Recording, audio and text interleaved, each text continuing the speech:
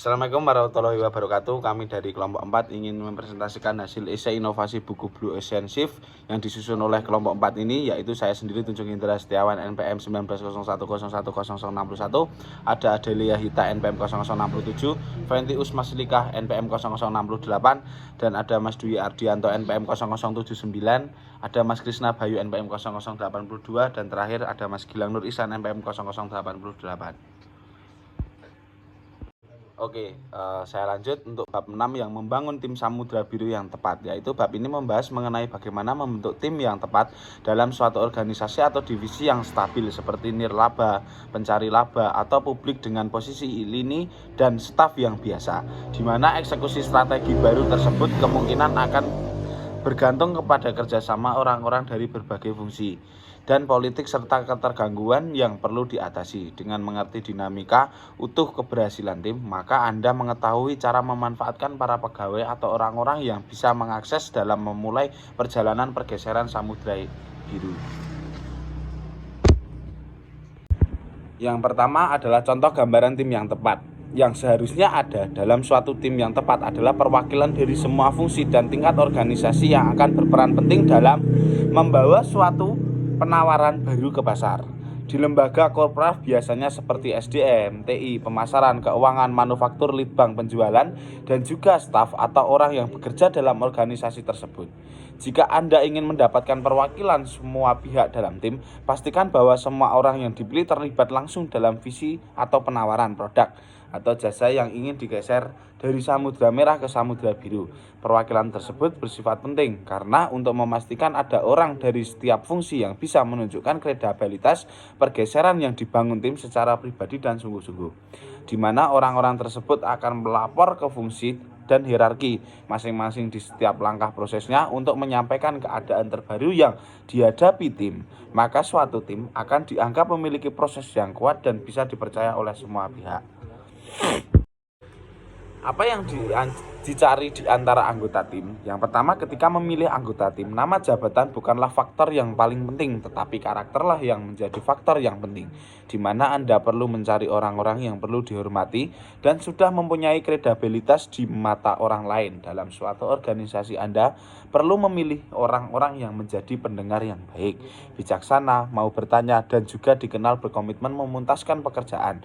Orang-orang seperti itulah yang mengangkat kredibilitas tim dalam organisasi dan rasa saling menghormati antar anggota tim meningkat.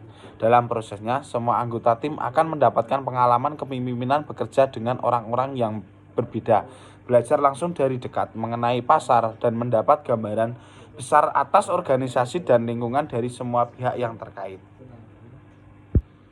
Menunjuk pemimpin tim yang tepat. Nama jabatan bukanlah segalanya, tetapi pemimpin tim yang memiliki pangkat lebih tinggi daripada anggota-anggota lain memang menjadi faktor yang paling penting dalam perusahaan. Besarnya pengaruh pemimpin yang kuat kepada dinamika tim dan di seluruh perusahaan akan membantu memobilitas banyak bagian organisasi untuk mendukung inisiatif. Selanjutnya yaitu untuk organisasi disfungsional melibatkan penasihat. Dalam situasi disfungsional, selain membentuk tim dan memilih pemimpin yang tepat, Anda juga perlu mempertimbangkannya dengan melibatkan penasihat. Apalagi kalau organisasinya sudah lama beroperasi dengan cara yang sama atau punya budaya kelembagaan yang kuat, penasihat juga bisa membantu mengantisipasi masalah-masalah dalam suatu organisasi. Penjelasan selanjutnya yaitu dari bab 7, jelaskan keadaan sekarang. Jadi dalam memulai pergeseran samudra biru maupun sekadar ingin memastikan benar-benar mengerti status quo industri, gambaran jernih bersama atas bentang strategi sekarang yang amat penting. Yang pertama, gambaran itu memastikan Anda punya strategi, bukan sekadar sekumpulan taktik yang boleh jadi masuk akal secara sendiri-sendiri, namun tidak bersatu padu dan bahkan bisa saling bertentangan. Kemudian yang kedua yaitu gambaran memastikan semua orang sepemahaman. Untuk keadaan selanjutnya yaitu kanvas strategi. Jadi, kanvas strategi adalah analitika visual di satu halaman yang menggambarkan cara suatu organisasi membentuk penawarannya kepada pembeli dibanding penawaran pesaing. Kemudian yang ditampakkan oleh kanvas strategi adalah kanvas strategi mendorong Anda agar mundur dari rincian yang menjerat dan melihat dengan jelas liku-liku dalam suatu industri, di mana kanvas strategi memungkinkan Anda menampilkan gambar makro keadaan industri sekarang dalam rincian teknis perbedaan operasional. Kemudian pentingnya fokus, perbedaan, dan slogan yang meyakinkan. Untuk membuat pergeseran samudra biru, bentuk dasar profil strategis Anda tidak boleh sama dengan profil semua pihak lain. Profilnya harus beda, supaya ketika pembeli memikirkan penawaran, mereka tidak menyamakannya dengan penawaran pemain lain dalam industri. Selanjutnya yaitu cara menggambarkan kanvas strategi. Yang pertama, sebutkan nama-nama industri tempat Anda berada. Yang kedua, kenali faktor-faktor utama yang diperebutkan dalam industri Anda. Yang ketiga, tentukan pemain penting mana yang dijadikan pembanding Anda. Yang keempat, beri nilai bagi faktor-faktor persaingan utama di penawaran Anda dan penawaran pemain terbaik. Kemudian yang terakhir yaitu gambarkan kanvas strategi masa kini Anda. Diharapkan ketika menggambar kanvas yaitu untuk memahami jenis dinamika yang terjadi dan wawasan yang muncul ketika tim menggambar kanvas strategi.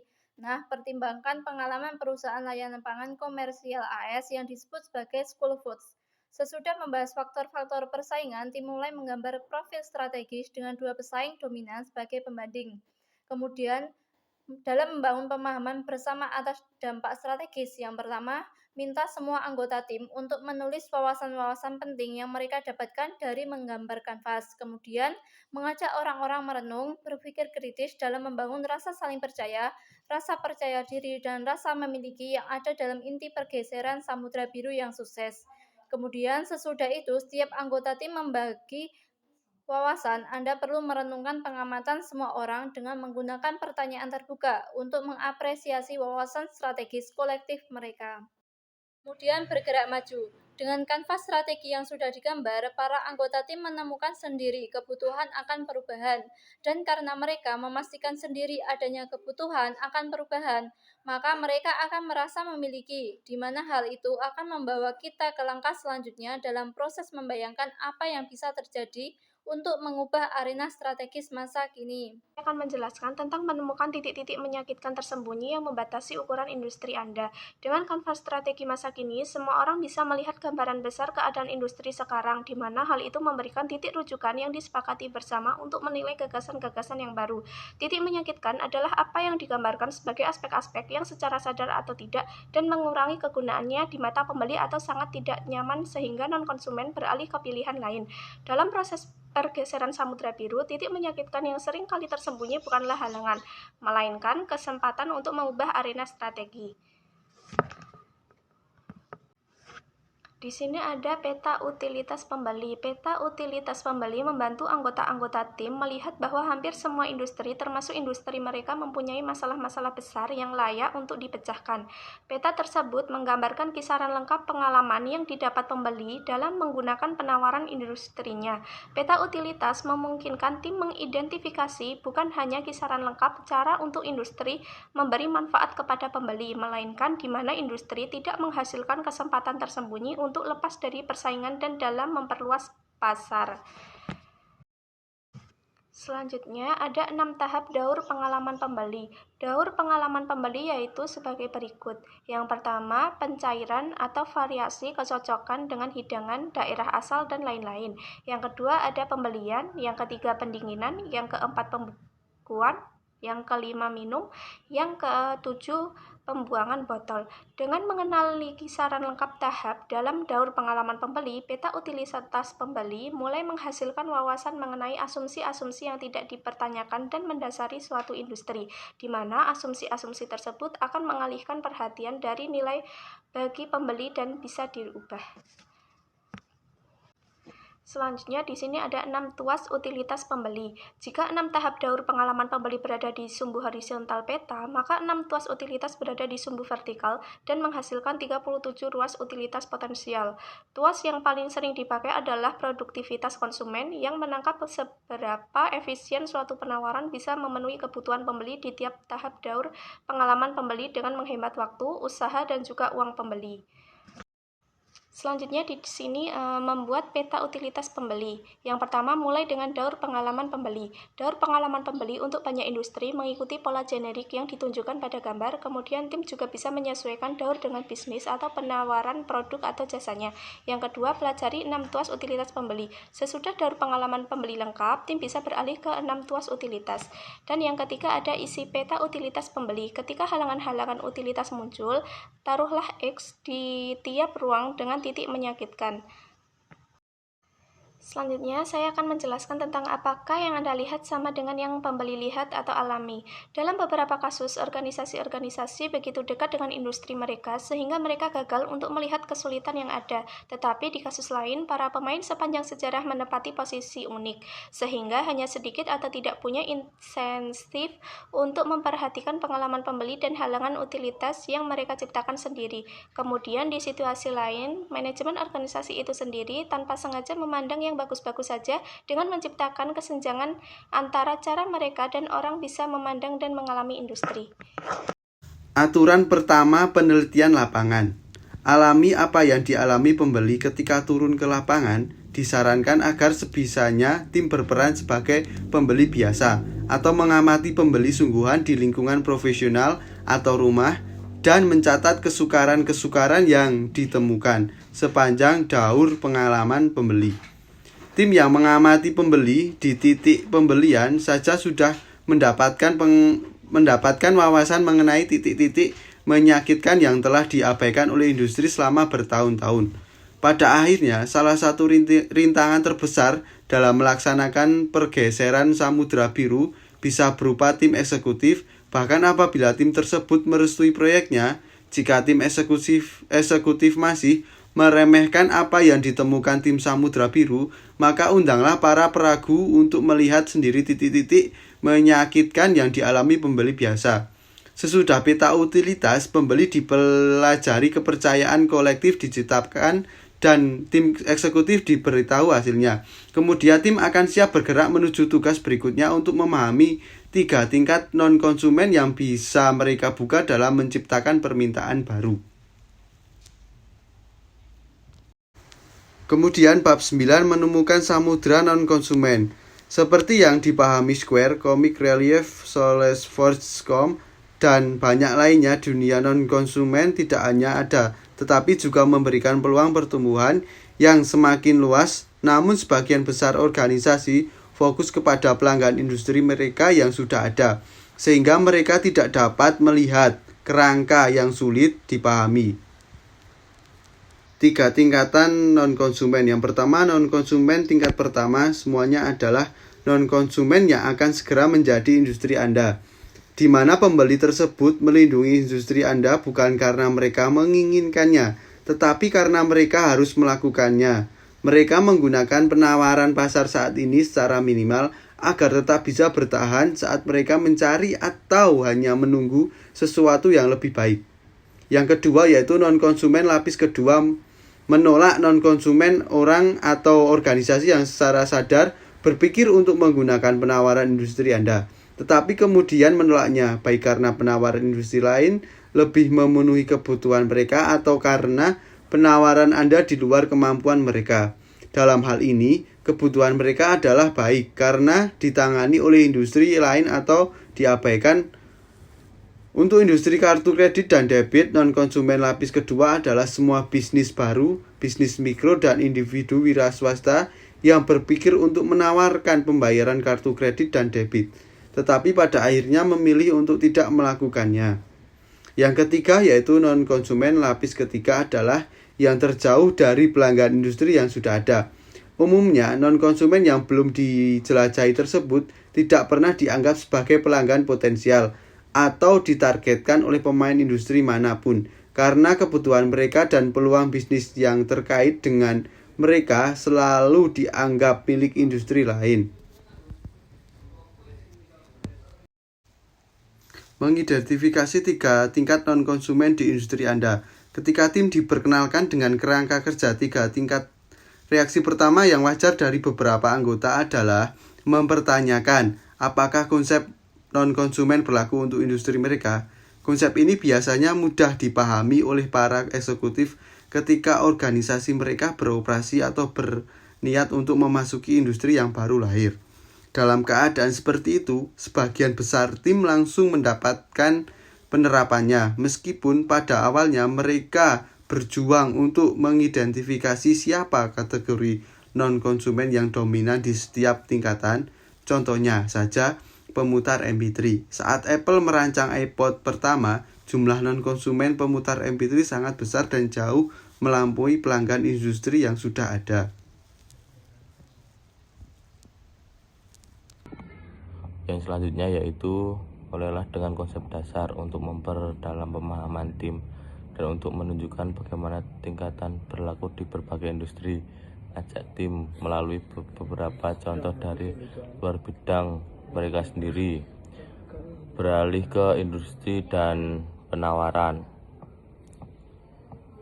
Setiap orang yang bekerja dalam tim seharusnya sudah memiliki perasaan yang baik untuk informasi ini. Ini juga merupakan informasi yang umumnya bersedia dalam detail yang cukup besar sehingga memberikan titik referensi yang baik bagi tim saat mereka mulai memikirkan landscape permintaan total. Jika anggota tim mengidentifikasi beberapa kelompok pelanggan yang sudah ada, untuk melihat apa yang dapat mengidentifikasikan kategori yang lebih luas yang mencakup berbagai sebagian besar atau tidak. Yang terpenting di sini bukan untuk menduplikasi apa yang umumnya dilakukan departemen pemasaran dengan baik, yaitu mengembangkan apa yang sudah disempurnakan.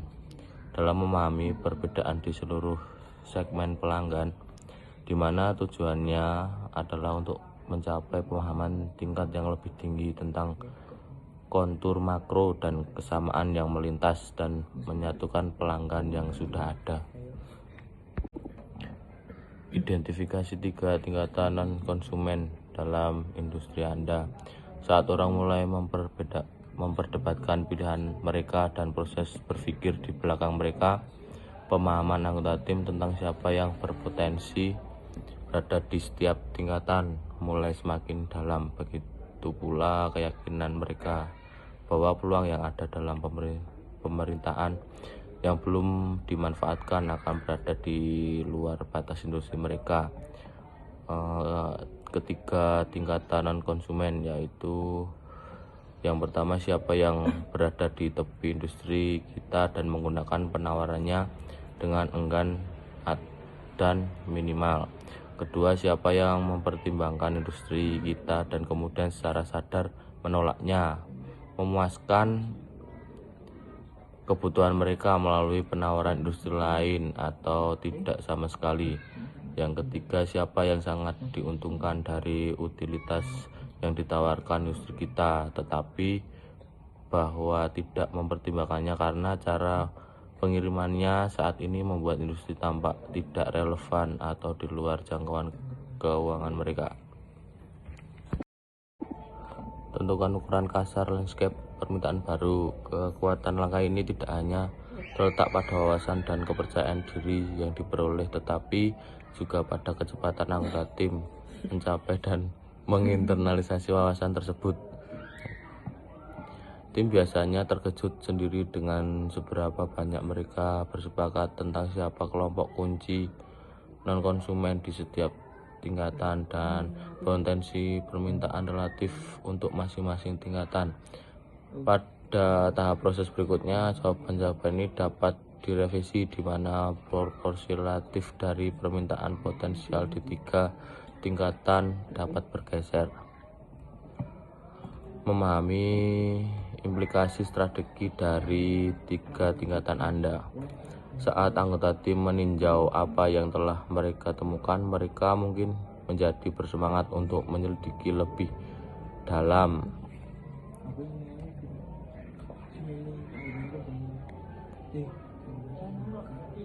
Sikap yang membuat non-konsumen industri tetap non-konsumen. Hal ini membuat orang merasa didengarkan dan juga menandakan bahwa mengembangkan penawaran Samudra Biru menentukan penelitian lapangan langsung dengan metode yang terstruktur. berakhir kuat. Non-konsumen yang sebelumnya tidak terlihat oleh tim dan industri ini telah terlihat. Pada titik ini, kepercayaan diri dan kompetensi tim biasanya lebih tinggi lagi. Anggota tim mulai berpikir, ya, ada jalan keluar dari Samudra Merah, dan kemungkinan saja ada peluang nyata yang bisa kita buka untuk menciptakan Samudra Biru. Dinamika tim juga akan mulai bergeser secara nyata karena anggota tim sekarang mulai mendorong untuk melangkah ke langkah berikutnya. Daripada menunggu pemimpin tim atau manajemen puncak mendorong mereka untuk bergerak maju. Ini adalah keadaan emosional yang ingin Anda capai, dan ini membawa kita ke langkah selanjutnya, di mana prosesnya bergeser dari memperluas perspektif dan membayangkan apa yang bisa terjadi menjadi menghasilkan pilihan Samudra Biru yang praktis dan nyata. Di sini tim akan bertemu pasar dan menjelajahi 6 cara sistematis untuk merekonstruksi batasan pasar untuk membuka permintaan baru dan menciptakan ruang pasar baru. Bab 10. Mengkonstruksi batas-batas pasar secara sistematis. Pengembangan kerangka kerja 6 jalur bertujuan untuk mengungkap dan menyusun suatu pekerjaan dengan melihat peluang di mana orang lain hanya melihat Samudra Merah pesaingnya.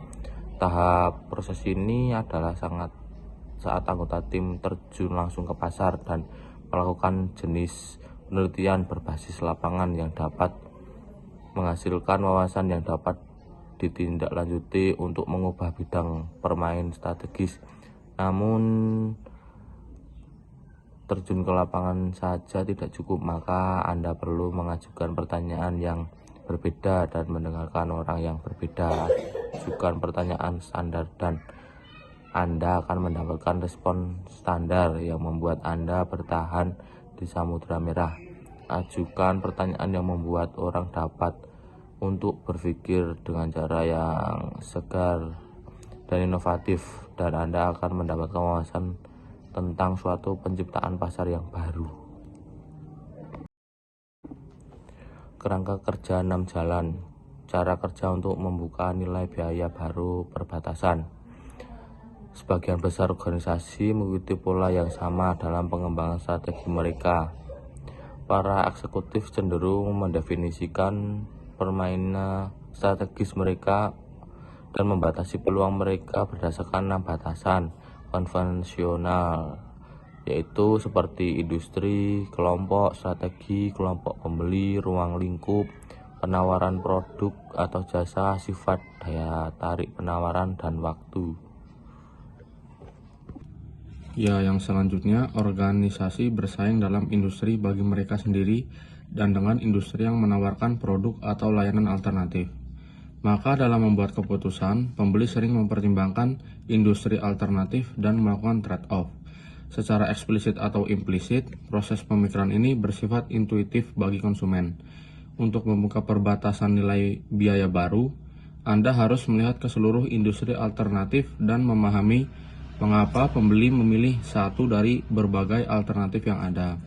Tujuan dalam jalur ini adalah untuk mengidentifikasi masalah atau kebutuhan yang saat ini dipecahkan oleh yang Anda tawarkan, dan kemudian menghasilkan daftar solusi dari industri lain yang digunakan non-konsumen untuk mengatasi masalah yang sama atau memenuhi kebutuhan yang sama. Banyak perusahaan mencoba memproyeksikan tren eksternal sendiri, dan mereka mempercepat tindakan mereka untuk mengikuti tren yang mereka lacak. Beradaptasi dengannya saat peristiwa yang terungkap. Namun, memproyeksikan tren jarang memberikan wawasan untuk membuka batas nilai biaya baru, melihat bagaimana tren akan mengubah nilai pelanggan, dan bagaimana hal itu dapat mempengaruhi model bisnis perusahaan dari waktu ke waktu. Ketika Netflix melihat broadband internet meledak, misalnya, ia menyadari bahwa streaming film berdurasi penuh yang cepat dan real-time akan segera lepas landas. Wawasan ini menginspirasi Netflix untuk menciptakan lompatan nilai bagi pembeli melalui tontonan sesuai permintaan dan Samudra Biru bagi dirinya sendiri. Ya, yang selanjutnya yaitu mulailah dengan gambaran besarnya. Mulailah dengan menjelaskan bahwa tujuan pada tahap ini tetap merupakan gambaran besar. Tim sedang mencari wawasan yang akan memberikan petunjuk tentang bagaimana mereka dapat merekonstruksi batas-batas industri mereka dan membuka perbatasan nilai biaya yang baru. Ya, yang selanjutnya arahkan tim melalui seluruh kerangka kerja. Sangat penting bagi setiap orang untuk memiliki tinjauan yang baik, sehingga mereka dapat menanggapi dengan cerdas orang lain dalam organisasi yang bertanya tentang apa yang sedang terjadi.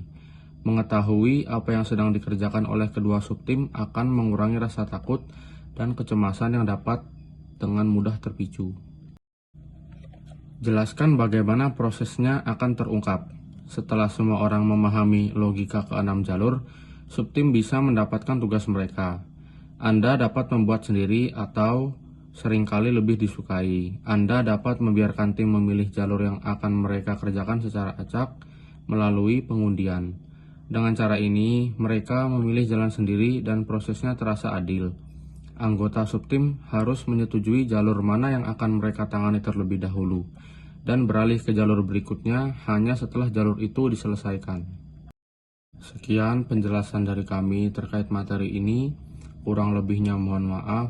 Saya ucapkan wassalamualaikum warahmatullahi wabarakatuh.